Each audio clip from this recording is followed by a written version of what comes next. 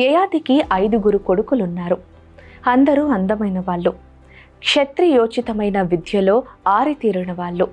యయాతి వాళ్ళని పిలిచి, నాయనలారా, చూశారా నా అవస్థ?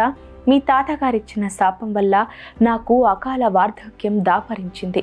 మీలో ఎవరైనా సరే నా ముసలితనం తీసుకొని మీ యవ్వనం నాకు బదులిస్తే మరికొంతకాలం నేను పడుచుదనం అనుభవించవచ్చు. జీవిత భోగాలు తృప్తి తీరా అనుభవిస్తాను. ఎవరైతే నా ముసలితనం స్వీకరిస్తారో వారికి నా రాజ్యం ఇస్తానన్నాడు.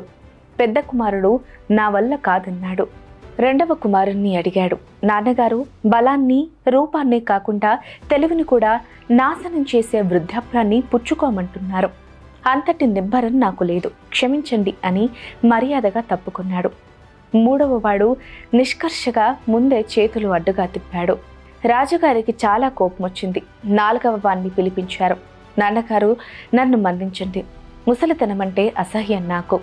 వార్ధక్యంలో శరీరం ముడతలు పడి, చూపు అనక, మాట వినపడక, స్వాతంత్రం కోల్పోయి దుఃఖపడాలి. మీకోసం నేనంత కష్టాన్ని అనుభవించలేనని స్పష్టంగా చెప్పాడు.